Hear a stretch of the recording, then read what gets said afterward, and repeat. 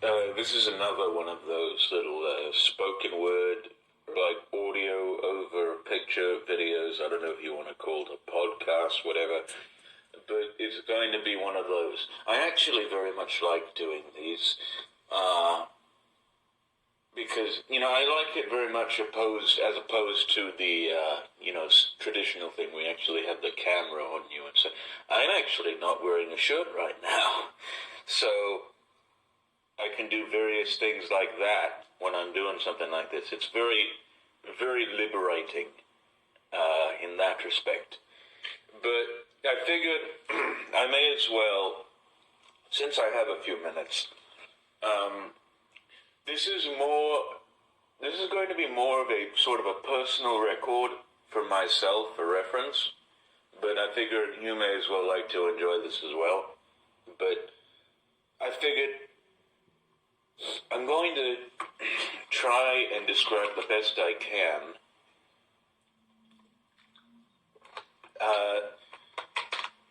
the events that would amount to a novel that I would very much like to write sometime in the future, for which I've done, quite a bit of research, but because of the increased obstinance of one particular member of that family,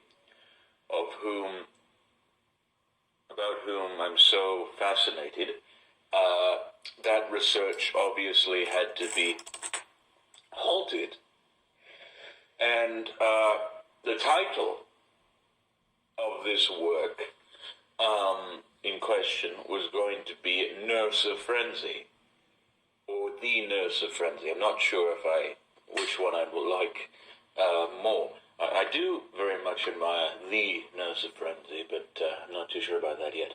Now, if any of you don't know, that happens to come out of Shakespeare's The Taming of the Shrew. There's a passage in there that goes like this: "Seeing too much sadness hath congealed your blood, and melancholy is the nurse of frenzy." And that particular passage captivated me so much, and I found that it seemed to coincide quite a bit with the misfortune of this family in particular, that I just find it so fitting. And what they have gone through, which I'm going to describe, is indeed very tragic, and I do not wish this unto anybody. I think even I might be experiencing this myself. But from a story perspective, it is absolutely fascinating and would make one great novel, maybe even a family epic. But anyway, I'll get into the whole story here right now. And I'm going to be drinking water, as I mentioned, because I just got done eating breakfast, and there's a little bit of phlegm in my throat, so expect to hear some gulping and all kinds of noises like that. So anyway,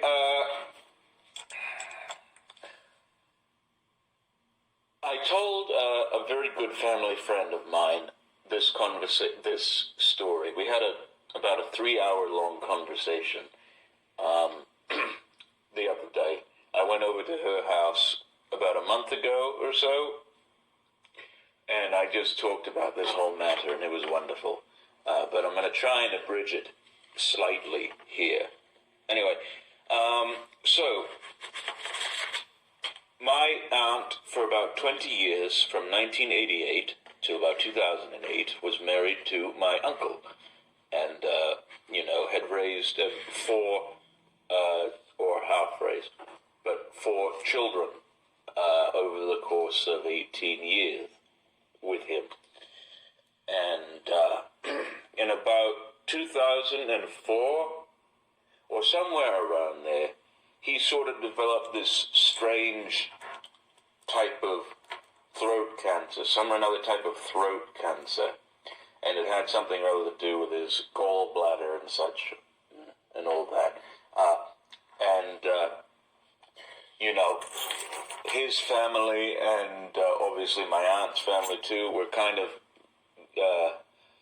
taking him to treatments and such, and we're trying to get him onto a path of full recovery. But of course,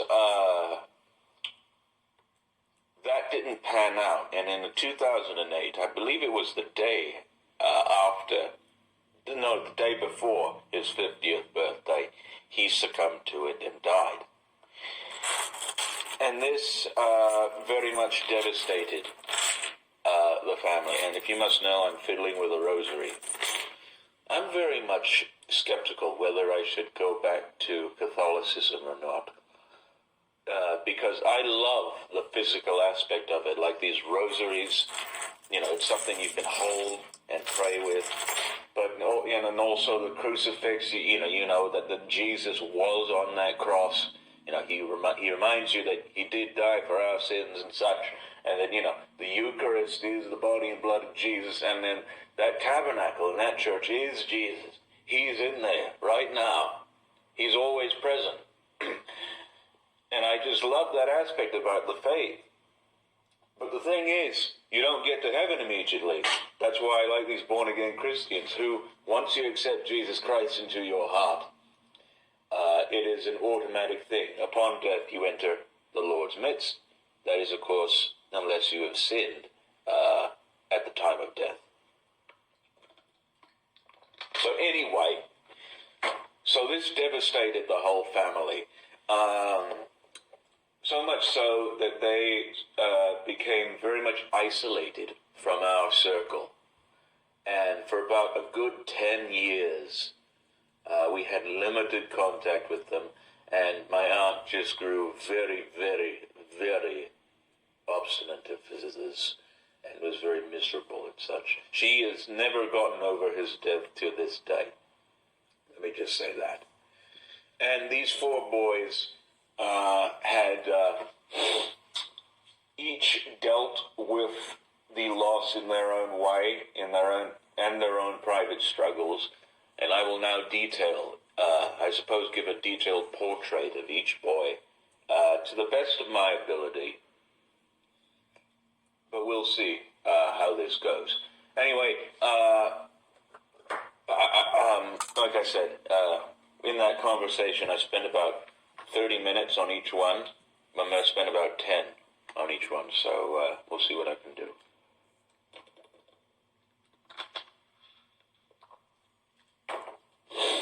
So the first one, the eldest one, I believe he's about 30 now, something like that. He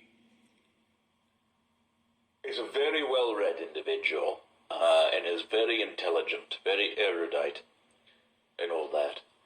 But the one problem with him is that he suffers from this one disease, and I don't know how to pronounce it or even spell it, but it's called, I believe, Sjogren's disease. It sounds like children, but except it's Sjogren. I'm not too sure really how to say it or even pronounce it, but it's one of those. And basically what that does is it eats away at your immune system and always renders you very nauseated and fatigued most of the day. And in fact, he sleeps about 12 hours out of the whole day and only eats maybe one meal. And once he eats that meal, he often regrets it and just feels nauseated for the rest of the day. It's a very horrid existence, and I don't wish that on anybody. But he actually did go to college for psychology for about 4 years, earning a degree in the subject. But he cannot practice psychology because of his disease, which is very unfortunate. And he can't even drive, and I'll get into that here right now. From a very early age, he had these very vivid, very bizarre hallucinations, and would hear voices and such too. I believe the first hallucination that he ever had was in his high school days or something like that. one of those, and he would hear voices when he was little. But his very first hallucination was he was looking from his window in his room and saw out on the horizon a very large, tall, monolithic spire reaching thousands of feet up into the air. And fluttering towards it was this very gaunt, winged being with porcupine quills upon its back. It looked very much like a night gaunt out of that one poem by H.P. Lovecraft, if you ever read that. He saw that. And then he also, on one of his walks, he heard what he perceived to be like a dog or a wolf or something of that nature, a coyote, one of those. And evidently, this was in his mind, but out of the bushes there jumped a wolf with porcupine quills. So there's that same quill motif again. And I believe he even tried to fight it or was running with it or something. He interacted with it in some or another sense. And he described all these hallucinations in this way. He says they're not altogether benevolent, yet they are not altogether sentient, and all that such. So there's that. And he saw various other things like wallpaper that was distorting into very horrid images in his college dormitory, and even a sloth, an albino sloth with arms that were alike unto a slinky for some reason, and just various other things. And he told my aunt that he saw these things, but she would never disclose them to a professional because she thought that they would diagnose him with schizophrenia and therefore would think him mad and would have to put him away. So she grew very paranoid. In fact, this is ridiculous. Every single member of that family, all 5 of them, are very, very paranoid of the world and such and all that, and still stay in their house, never leave. All that. It's. They believe in false prophets. All this stuff. It's just. It's awful, awful. And I don't quite know how he dealt with the passing of his father. I suspect that he dealt with it okay,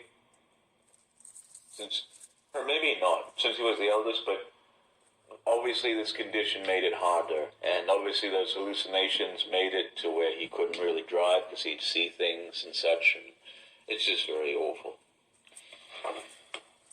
So that was the first cousin, and I believe I spent, 5 minutes on him? Wow. So the next one is if you must know, among this lot were, my video game adult cousin and this one who I'm going to be talking about. This one was born about 15 months after the last one I was talking about, and he is a very, like him, he's very erudite. He would actually read philosophy like Nietzsche, Schopenhauer, even Paracelsus and Plato and all those types of greats of the bygone age, and would just be a very intelligent individual. He actually, for a while, wanted to pursue music, and for a year he went up to somewhere up north. I don't know. I'm not going to disclose the location, but he went up north to pursue his music with, some friends of his, and actually did a whole bunch of merrymaking and carousing, and drank about 10 pounds of beer in one night or something like that. And, he'd always play his guitar. In fact, whenever I knew him, he'd play his guitar. And he seems to be fairly good at his music, but he never got any studio time, mainly because he thought that the record people are very crooked mess of individuals, and that they would take all your money, which I suppose would be true in some respect, because that one artist, Shannon, who wrote that perfectly stupid song, Let the Music Play, if you think that or that one song, Funky Town by Lips Incorporated, if you think those are funk, you need to get help from a professional. Either that, or you need to listen to groups like Parliament Funkadelic, Sly and the Family Stone, The Meters, Ohio Players, maybe even Kool and the Gang, and just listen for yourself what funk is, because all those songs are just electronical babble with no rhythm whatsoever. Anyway, so evidently Shannon, did not get paid for that horrid song ever since it came out. So I guess he may have been true in that respect. But anyway, he was living up there and working in warehouses and such and all that, very conditioned to very hard labor, and was pretty much living on a shoestring, really. His mother was paying for everything, all his meals and all that. She'd send money up there, and it was a very impoverished existence that he lived up there. But anyway, such is the life of an artist, am I right, fellas? Anyway, so when he found out that his father had passed, I suppose he came back down. I'm still fiddling with his rosary. And, basically paid his respects and, stayed in his, stayed on with the family at their house. And basically after that, he went to, doing more carousing and such, and very ironical indeed. In fact, that's one of the elements that I very much liked about Somerset Maugham's stories, that I wish he would return to, because most of his early stories I find are very cliched. In fact, I was reading Arthur Conan Doyle's, the first story that Arthur Conan Doyle had ever printed in 1879 was called The Mystery of Sasasa Valley. And it's in this collection, The Unknown Conan Doyle. You can't see it, but it's The Unknown Conan Doyle, Uncollected Stories by Arthur Conan Doyle. Very first story in there. And it's about these two Britishers who go down to South Africa to sort of make their fortune. They have a devil of a time trying to do it. But then they hear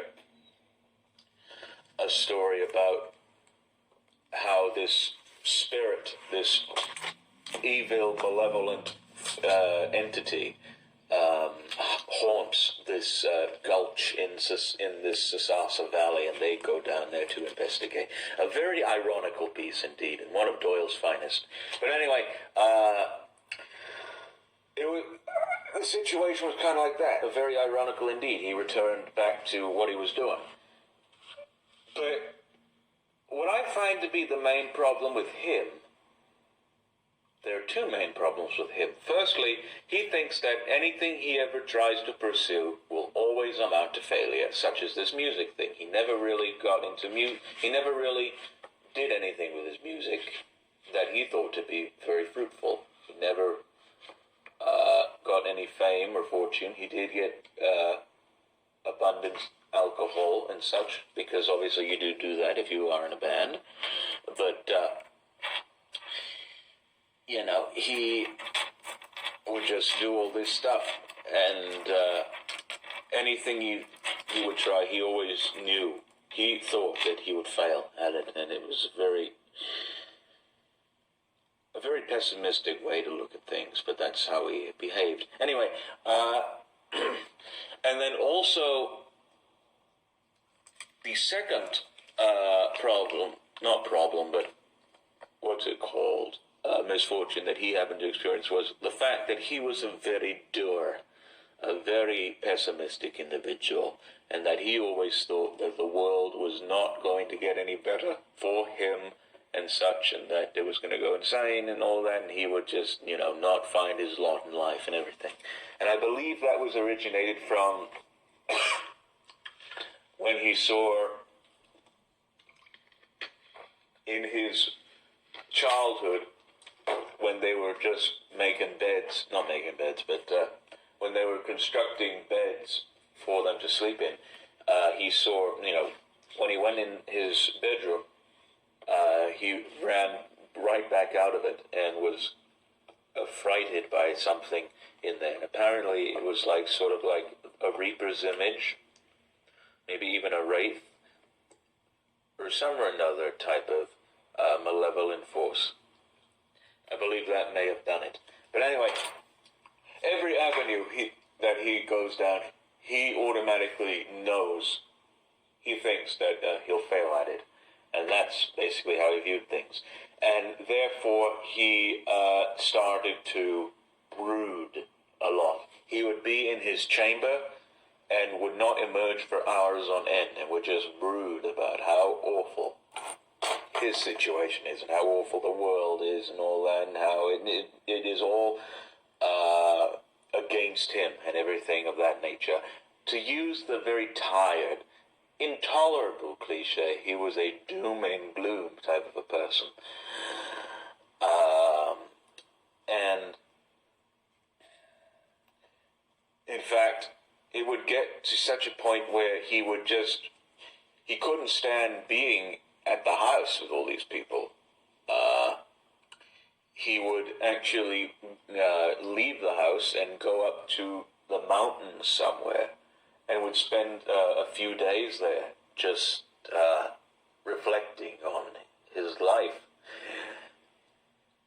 And, he'd be gone for days, and nobody would notice, not even my aunt would notice, because all these people, the three cousins were very much obsessed with video games and such and all that, and would never emerge from their chambers. They would stay up all night, and they would sleep all morning.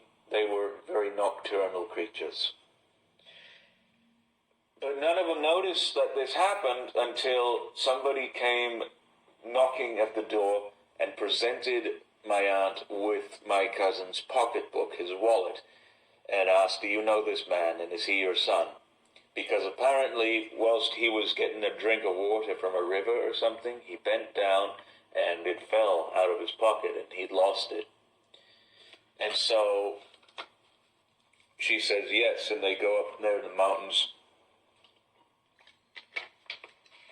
and they couldn't really find him.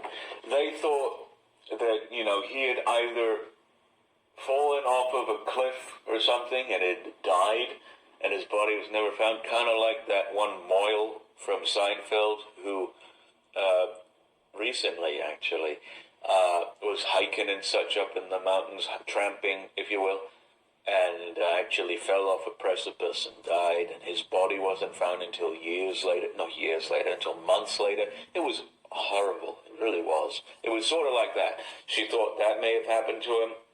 She thought that, maybe some of these hoons or hooligans might have been giving him hidings and such, and, were beating him and left him for dead. And also she thought that maybe a mountain lion or bear or wild antelope or moose or boar or something like that had got to him and eaten him and all such. She thought all kinds of stuff, and never really got an answer until they were back at the house, and he actually just came to the door, however many days later. And he may very well disappear to the mountains and such, I don't know yet, but we'll see. And he just keep on doing this until around 2016, when my mother had offered him a position to work at her shop and would pay him for this. It's sort of like a refreshing thing to get back into society. And he very much accepted this. And for a couple of years, for like 3 or 4 years, maybe 2 or 3 years, he would work the shop Tuesday, Wednesday, and Thursday, and would actually spend the night over at our house. in the spare bedroom. And in the evening, him and I would have the most captivating, engaging conversations that you could possibly imagine. We talked about everything. We talked about literature. We talked about history. We talked about current events. We talked about philosophy. We talked about prehistory. We talked about everything that you could possibly imagine. And it was just wonderful. And my mother thought that it was good for both of us because I myself, not being a very social person, was starting to, interact with somebody who was close to my own age, not really, but, was a bit older and, who had similar interests to me and such. And, we would carry on like that. But, I believe secretly he would still brood and such. And he actually experienced some car trouble. He actually, one night, up at that house, they were discussing politics or something, and he was very cross with this and fled from the house in his car and was driving at top speed and such, wasn't thinking about what he was doing, and sort of got in a car wreck. And he emerged unscathed, but his car was just torn asunder, in shambles. So he had to get another one, which actually was pretty much just a very run-down piece of rubbish. It wasn't much good at all. He still has it, but it's not much good at all. Anyway, so he would, drive this car and such and all that to the shop and everything, and would do fairly well. And then I had mentioned to him that in 2018, once I got out of high school, I was thinking about going to this college course. Obviously, as you know, I tried for a college course in watch repair.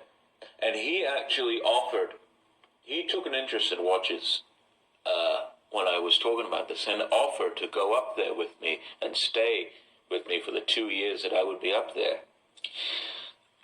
And so once I got out of high school, I think maybe about a week or so afterwards, him, myself, and my mother flew up to Seattle and, spent a few days there to, get to know the area and also to have myself take the examination and to basically just, see what it was like. And, we did so. And my cousin was very optimistic about this whole thing. He thought that this was going to be his way out of this miserable state of existence that he lived in. He thought that, he was finally going to amount to something and that everything would just be all gay and happy and such. This was his ticket out, I suppose. And I took the exam. And obviously, as you know, a month later, when I came back from Seattle, a month later, I had gotten back the results, and I had failed all parts of it, except for the writing portion, which, to be fair, once I was in there doing the stuff, I had no idea what I was getting myself into. I really didn't. And so, I was crestfallen at first, but kind of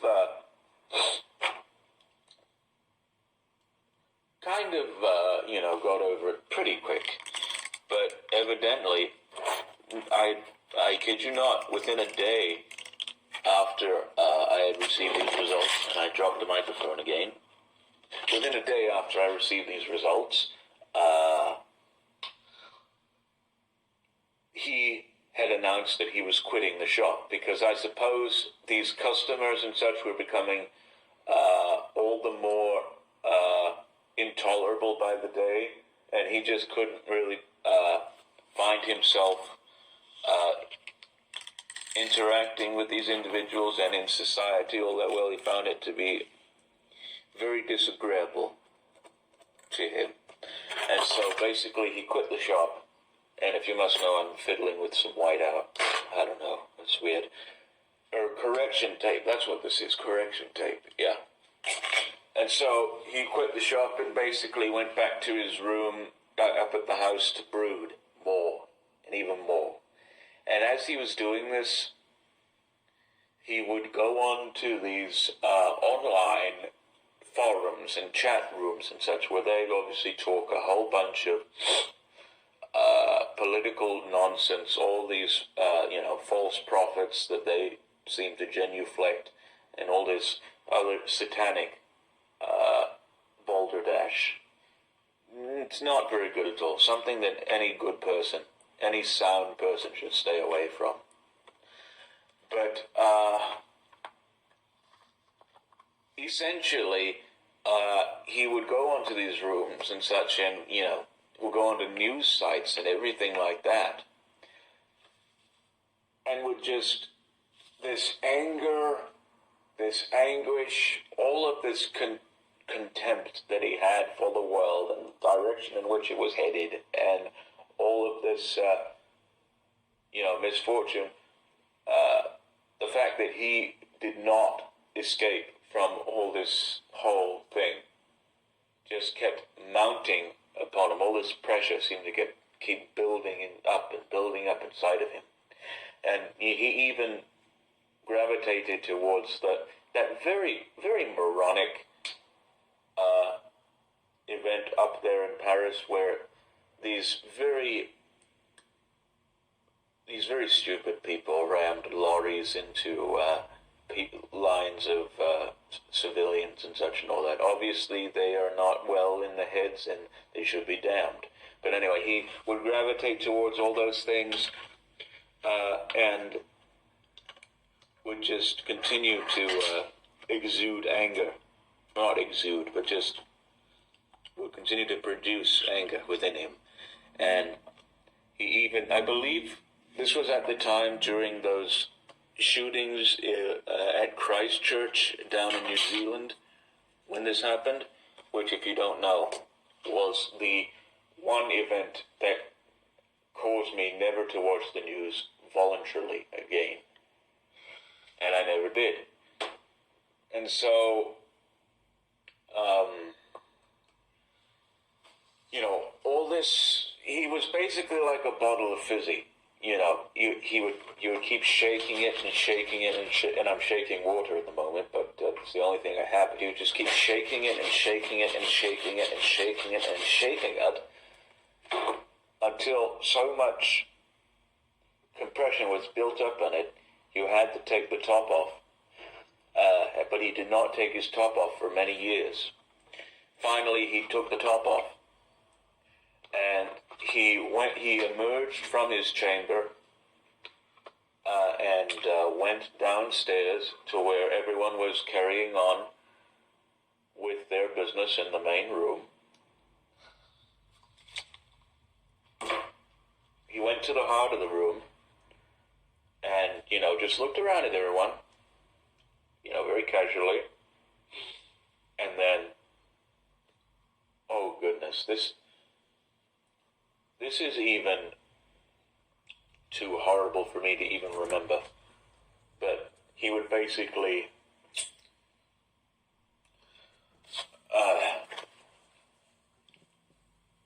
I don't even know if I can. He would basically,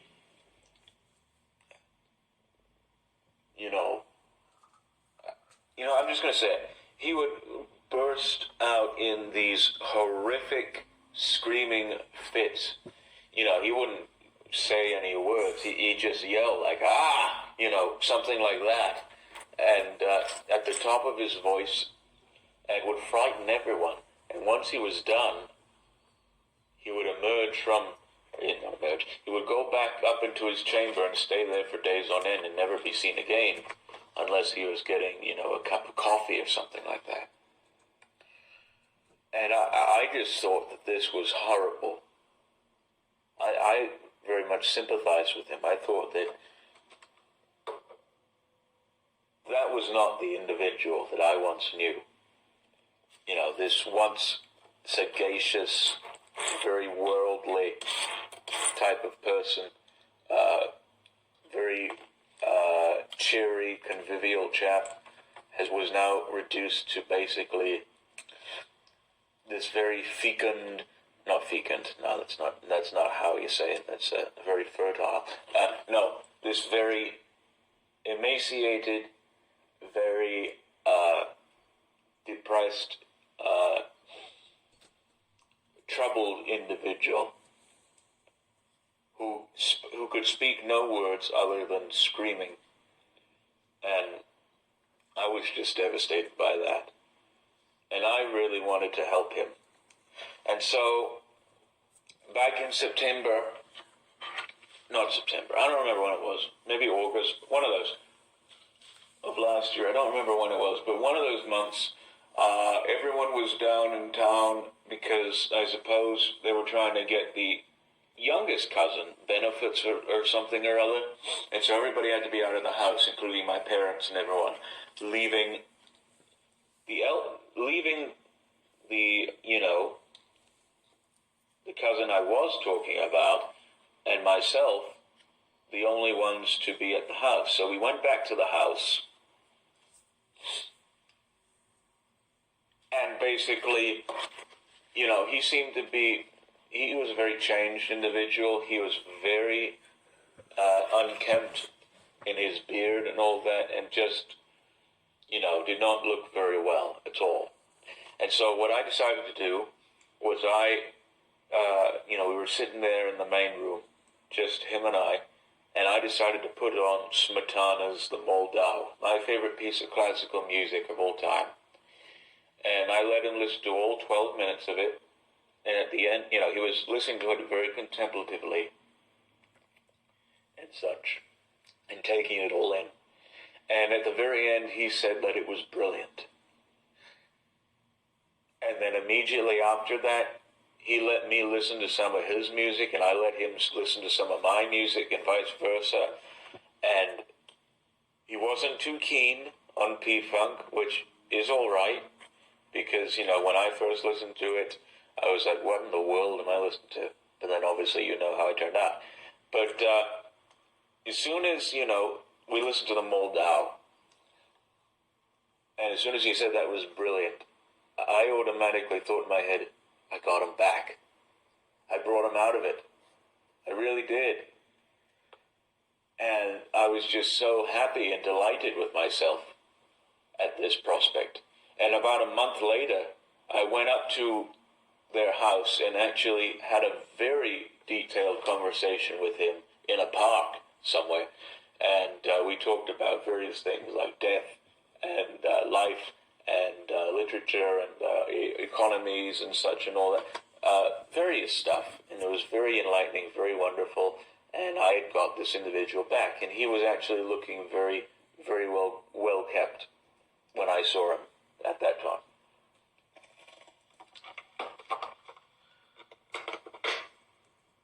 And I'd like to think that he continues to be this way. But there is one part of me that, from what I've seen of late, he really is not that way. He seems very much still to brood about the world and such. And, keeps to himself. Which is very unfortunate indeed. And I hope that someday he will come out of it completely. We'll see.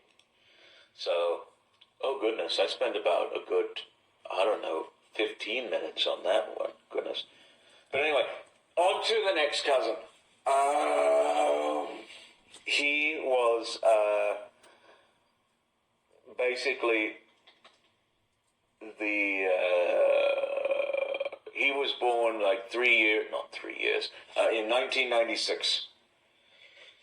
I suppose I guess you could call him the middle child, or something like that. And, in his early years, he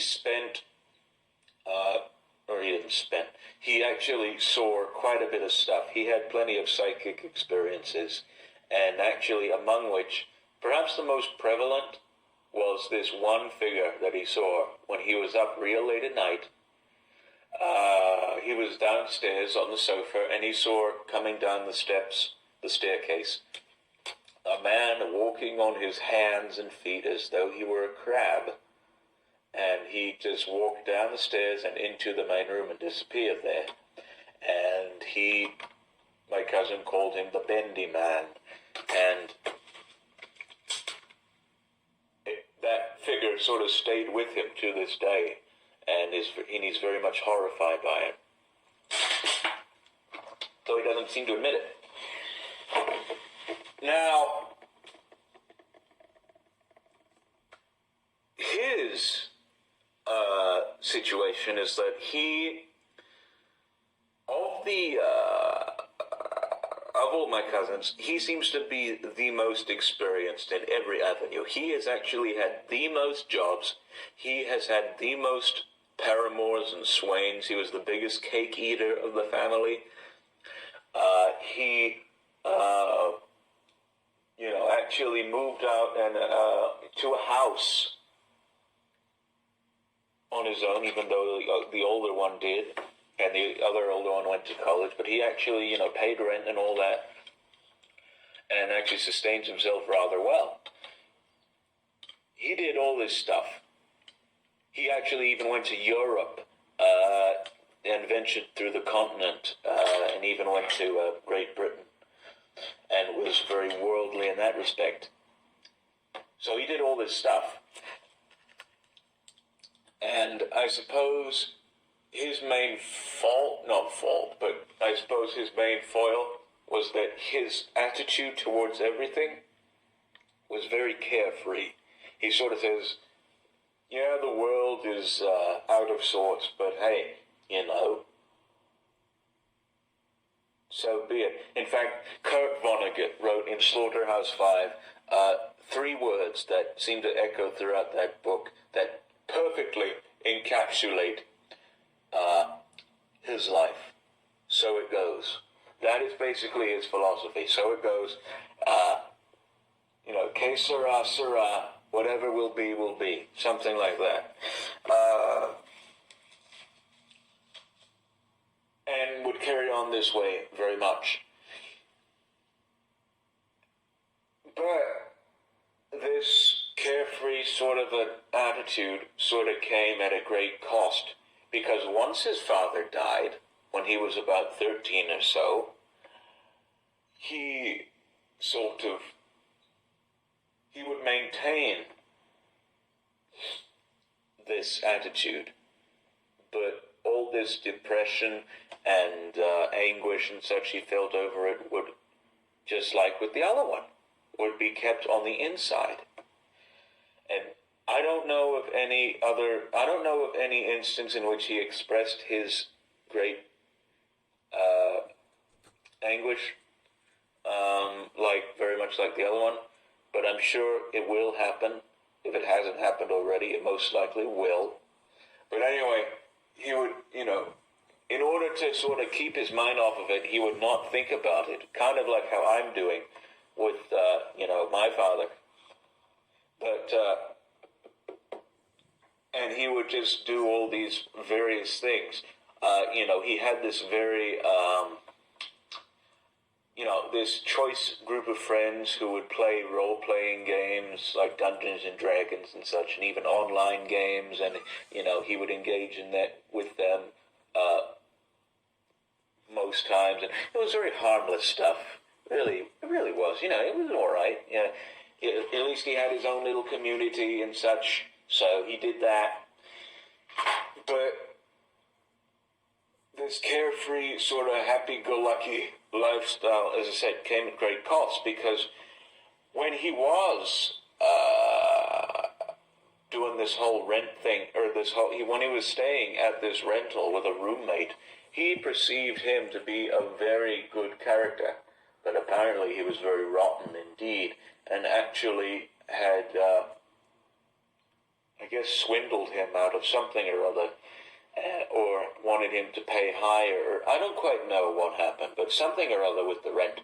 And basically, he kicked him out of the place at which he was sojourning. And so my cousin had to end up paying for 6 months worth of rent before the house was even paid off. And because of that, he was very concerned about his finances. And so, would always say, I can't do such and such or other because I'm poor and all that. And so, basically, my mother, after the other one quit the shop, had basically offered him a job there, which he greatly accepted. And so he worked there for a few months and did very well, actually, and I got to know him fairly well. He, too, was very much into music and still is, and he actually, has recorded songs and such, not professionally, but amateurly, and is very good at it. He's very good at his guitar and everything. He's actually very much into the genre known as pop punk, and that's what he very much would like to do someday, which is awesome. But he actually also has a YouTube channel. If you want to know the name of the YouTube channel, it's called Wanking Them Softly.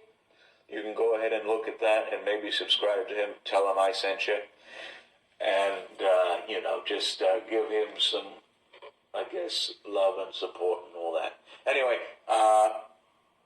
so he worked at the shop and did very well.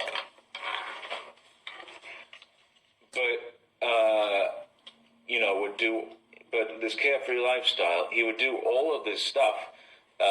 One of these things he did was he would drive at top speed on the motorway.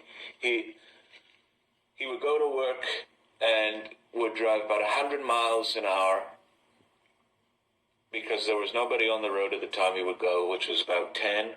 Nobody except for maybe 3 other cars. He would drive at 100 miles an hour. And what would usually take about 20 minutes to get there, he would do in 10. And he would drive at top speed and all this stuff. And all these cousins, all of them that I'm going to be talking about, did these very dangerous activities, such as driving at top speed, such as, let me get my notes here. I do have notes. I should have referred to, cycling down hills. And let me go answer that phone right quick. Just as I suspected, it was no one. So anyway, they would drive at top speed. They would cycle down hills. They would chase very dangerous animals. All this stuff. Because all of them, they have no religion whatsoever. They're very agnostic sort of people. They may even be atheists. I'm not too sure really what they are. But what they like to think, they basically think that wherever their father ended up, be it in heaven or hell or some or another type of unknowable dimension, wherever he ended up, they would inevitably go there as well. And so they really do not care whether they would die tomorrow or in 100 years. They know for a fact that, they're going to see their father again. But anyway, he would drive at top speed and such, and actually experience quite a bit of car trouble. Well, I'll get to that later. But with this job at the shop, he was able to pay, quite a bit for his, rental and such for the house. And, was sort of,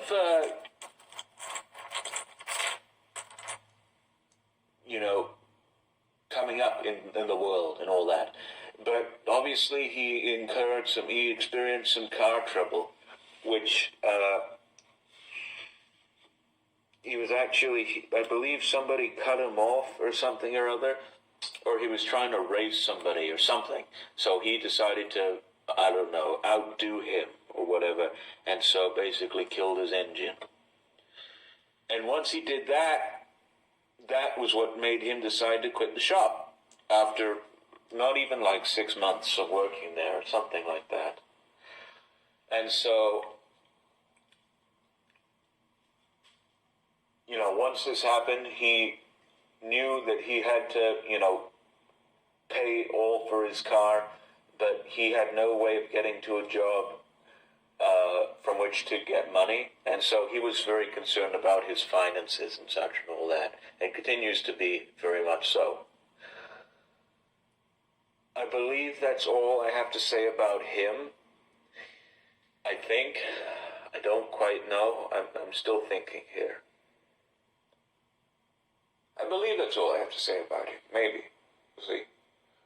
Now on to the last cousin, the youngest cousin that I actually associated with most. On to him. The baby. He was born at least 4 or 5 months after me. I was born February the 15th of the year 2000. He was born June the 30th or the 18th or sometime in the middle of the month. And so, had a very childlike type of an existence. And, was diagnosed with a condition that was alike unto autism, but wasn't quite the same thing. I don't even know the proper name of it. It's called N something or other. I'm sure somebody will let me know in the comments. I don't know. But basically, for many years, my aunt and my mother would, try and get him through school and all that, and, with my uncle's treatments and such, they would try and make sure that he came out all right and such. And, he would also play these video games because evidently all of my cousins were born during the age of the video game. And so, he inherited all the likes from them, and so would play these. He is actually the one who plays the most video games, most likely, I think. I don't know, maybe, we'll see. But he played these video games and such, and just have an overall a very childlike existence. I keep saying existence, but life, whatever. And so, he, I would actually come over and such, and obviously, I tried to appeal to him by taking on his interest in Nintendo and such, and I obviously did a whole snack and a story about that, so you can go and look at that if you so desire. But, he would never really... to tell you the truth, he never really got on too well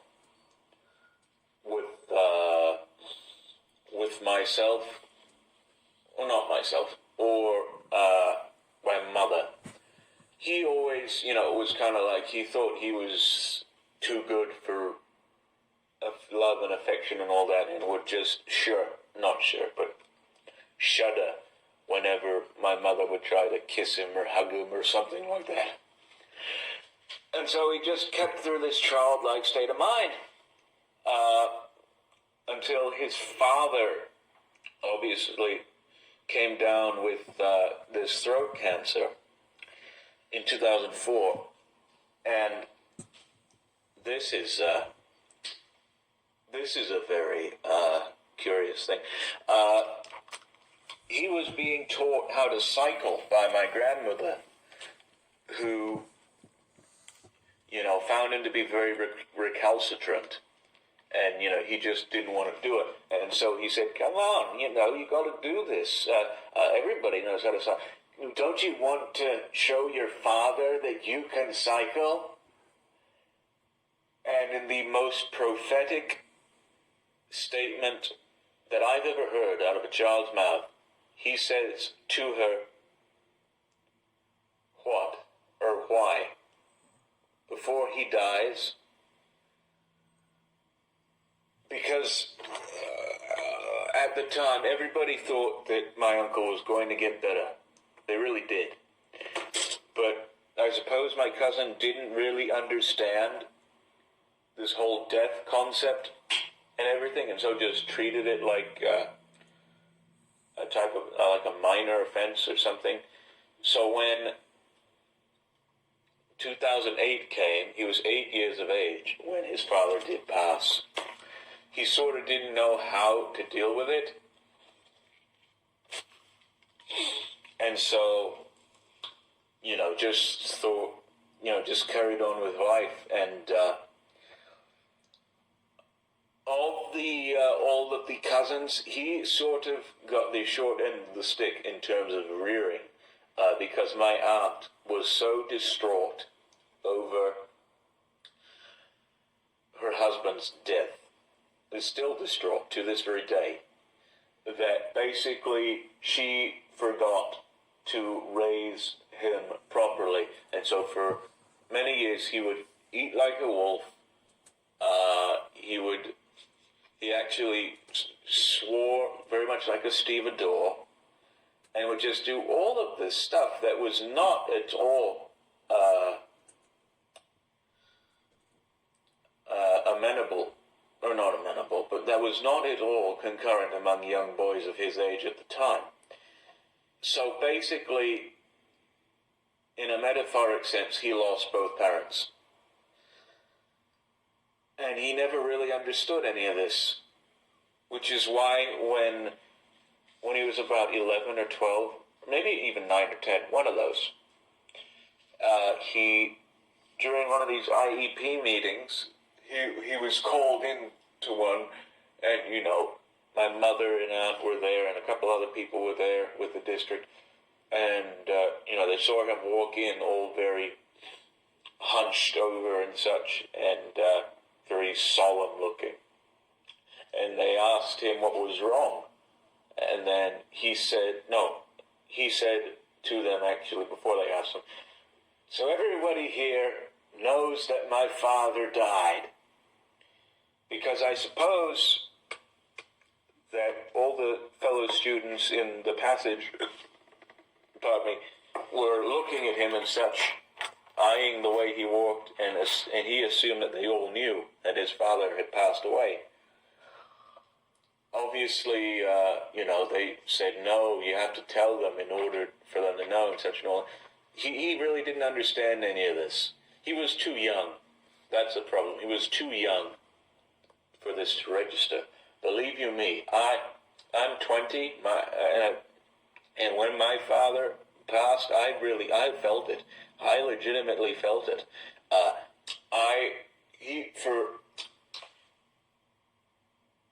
I believe 10 years ago, he told me never to cry because you were a man, and it was not within your emotion to cry. You had to keep a very sound fortitude about you and such. And so I didn't cry for many years, even though there were several opportunities that would arise that would prompt me very much to want to cry, but I didn't. But when I finally realized, that he was leaving us, and that there was no saving him, I cried probably for the first time in 10 years. And, obviously it's affected me to this day, because I now struggle spiritually. I'm debating between Catholicism and Christianity and such and all that, and don't know which one really to side with at all. But anyway, so he didn't understand any of this. And also, I guess, because of this childlike upbringing of his, he sort of kept very much to himself. And even one time, he's a very good artistic individual. I'd say very skilled, very adept in the arts, and was actually in graphic design for a number of years at his school. And so he actually won a competition in which his design would be put on the or of which the prize was that his design would be put on the shirts of that class for that year's school. But guess how many people he told? Nobody. No one. Not a one. No one in his family, nobody. They had to find out later. One, I guess when somebody was wearing the shirt or other, that, he won. So basically, he's very secretive in that respect and doesn't really know how to properly express himself in that way. Basically, he's sort of a mixed bag, or not a mixed bag, an odd case in that respect. Once his father had passed, he didn't know how to really behave and such and all that, and was just it's kind of lost, if you want to say that. Anyway,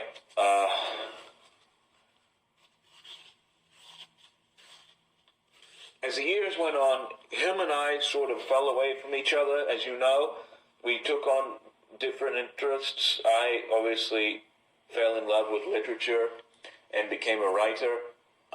Actually wrote my first novel, which remains to be published, which I haven't talked about yet.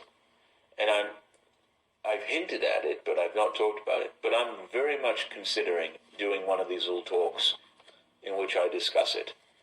I'm highly considering that. But anyway, I took on various interests like that, and he still played the video games. But like I said, he would very much be opposed to any sort of physical affection from my mother, or anybody really. And so one year when we went on a camping trip in, I believe, 2012, she got him into the tent and basically attacked him with his love. If to use the title of that very awful Cameo song. I mean, they really did get bad when the 80s came round. It's unbelievable. They're like a completely different group, especially now because what's it called? El Paso. I'll El Paso on that. I can tell you that much. Cameos, goodness gracious. That is the perfect example, of a group that was actually fairly good. But when the 80s rolled around, they kept their not wits about them, but they kept their style that they brought from the 70s. They maintained that for quite a bit.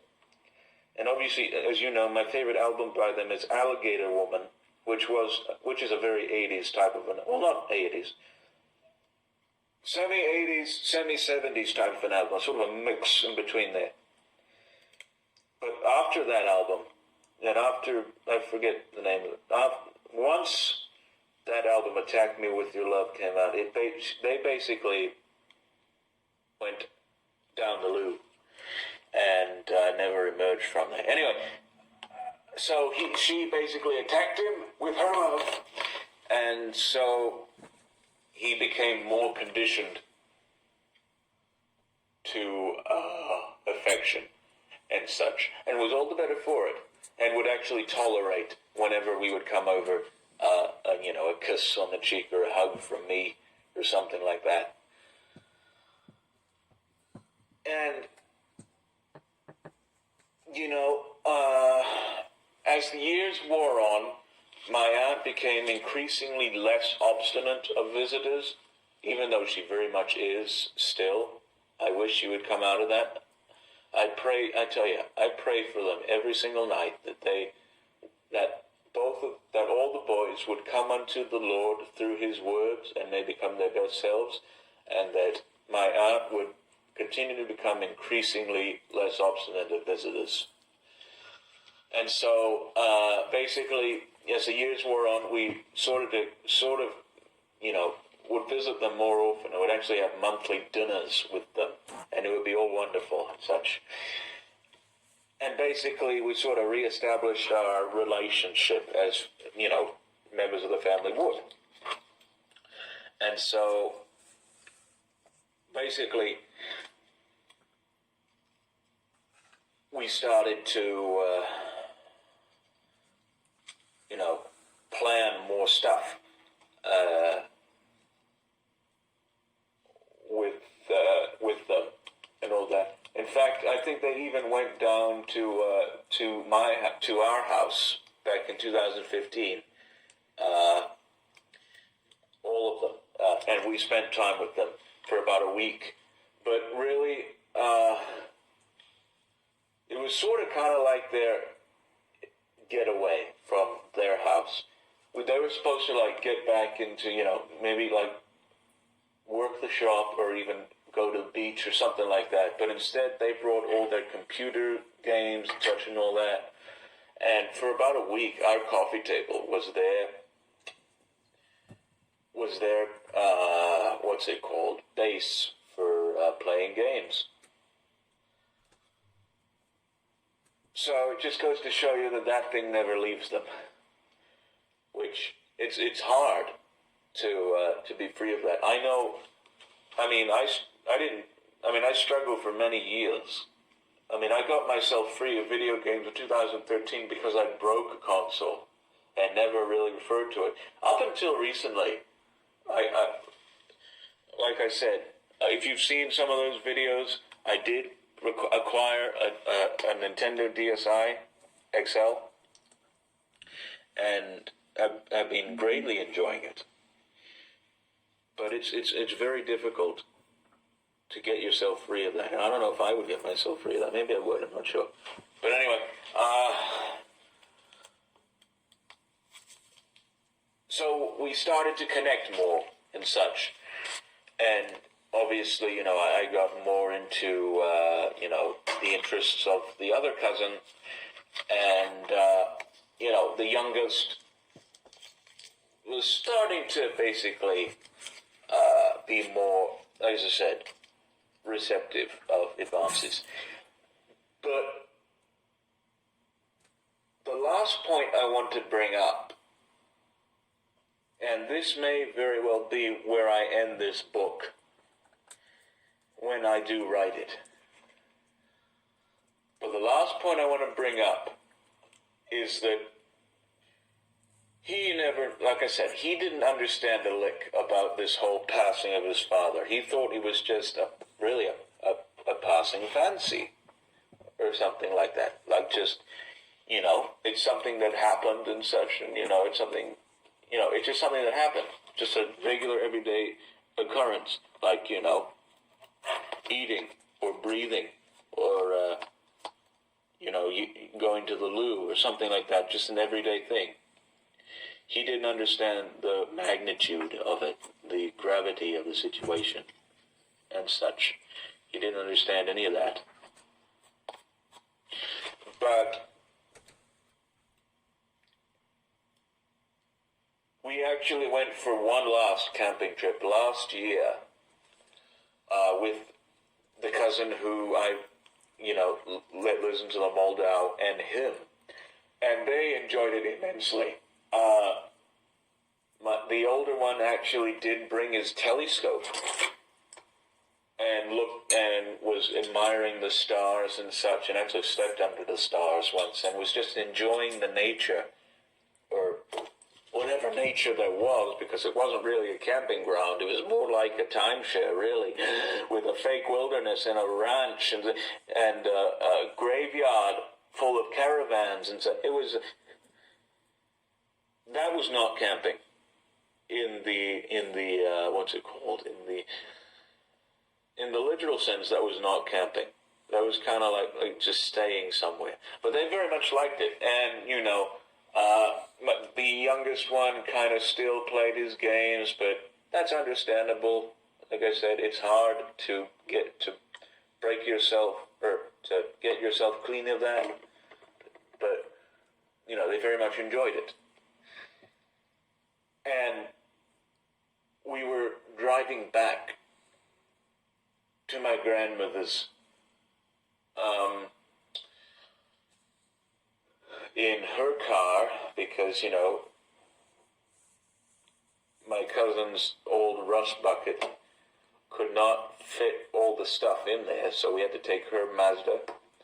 And so we were driving back from, the camping grounds and such.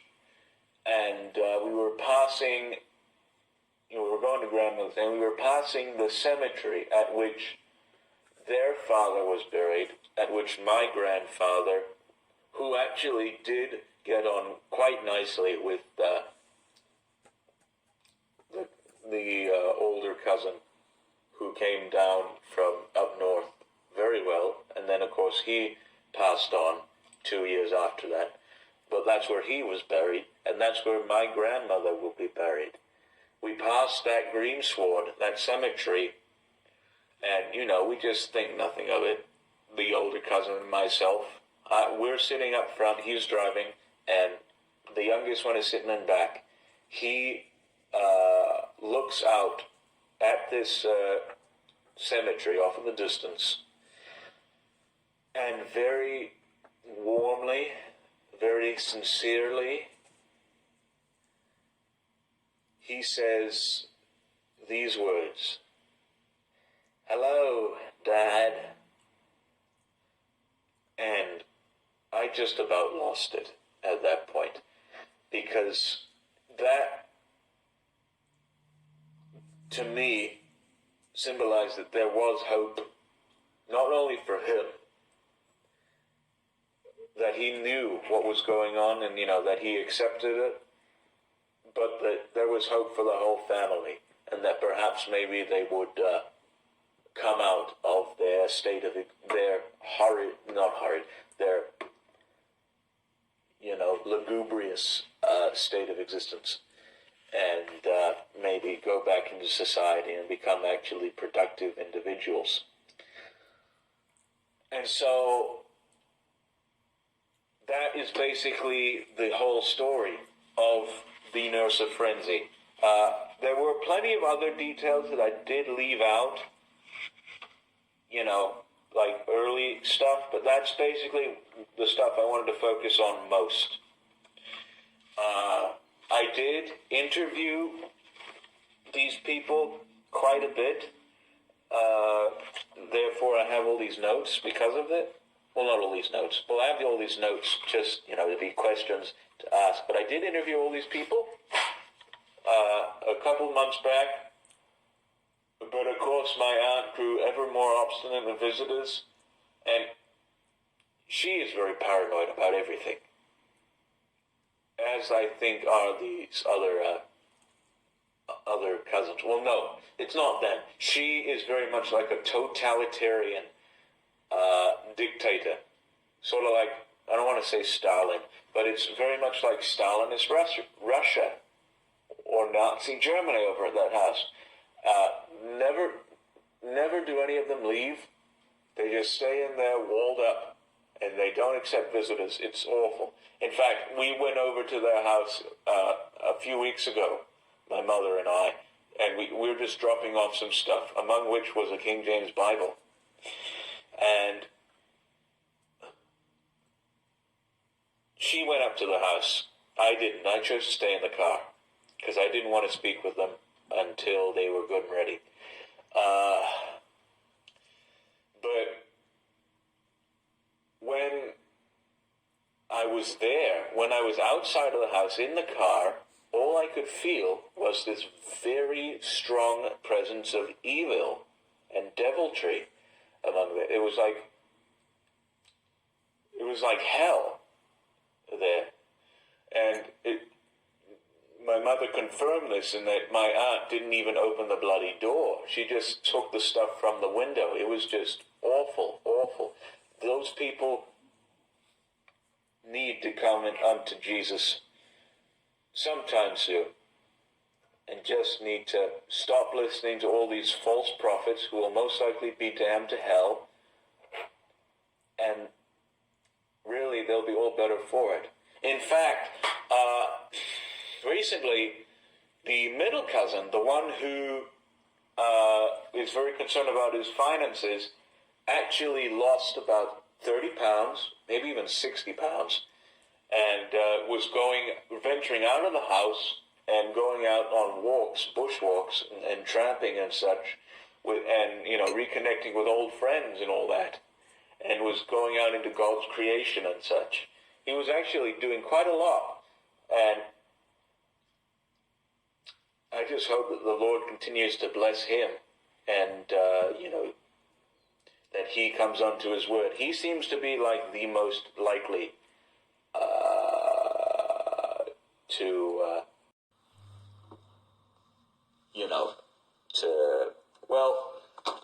let's just say at this point I'm debating whether I should whether once they are good and ready, whether I should reconnect with them or whether I should just deem this a lost cause, because I pretty much already detailed the basis of the story here, but I would like more of their insight into the matter, because, they have more details and such into that, and all, more stuff that would make a novel. But anyway, he seems like the one that would, whose relationship would be the most intact, or not intact, whom I would maintain a long-term relationship with, because all these other, never mind.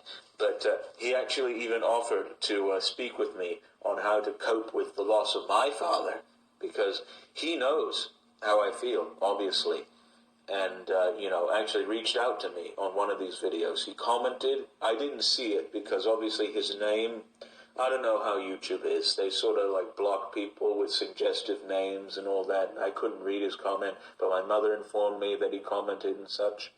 And I basically told him I couldn't read your comment, but I got the basis of it. And he said, YouTube is dumb and he understands and all that. But anyway, he seems to be the one that most likely I will connect with the most in later life. Anyway, that is it. That's the long and short of it. That's the long and short of this one, of a basis for this one novel I do intend to write sometime in the future, titled The Nurse of Frenzy. I hope you enjoyed it. Perhaps maybe you got an insight as to what my cousins or family are like. And, I may let you know when or even if I plan to write this novel. If not, I have this here as a record. And I'll try and see if I can interview them sometime, because I want to get all this information from their mouths so that, it's the most definitive raw material that I can accrue. And so, I'll do that sometime or other. Like I said, once they're good and ready, because at this point, they are living in sin. And they are just not people who I really want to associate with at the moment. I know this is sounding very, very unscrupulous of me. Or not unscrupulous. This is sounding very, very like I'm a holier-than-thou person. Trust me, I'm not. But they just, like I said, they're not in a good place at this moment. So I don't necessarily want to reconnect. And I'm sure it's not the cousins that don't want to do it. It's their mother who doesn't want to. But whenever they do get of sound mind and body, whenever they do get to that point, I will definitely interview them and get all the information I need. This right here is just a record of my own, just to see if I can produce something of substance for myself, just in case that day never comes. Anyway, I hope you enjoyed it, and we'll see you here next time.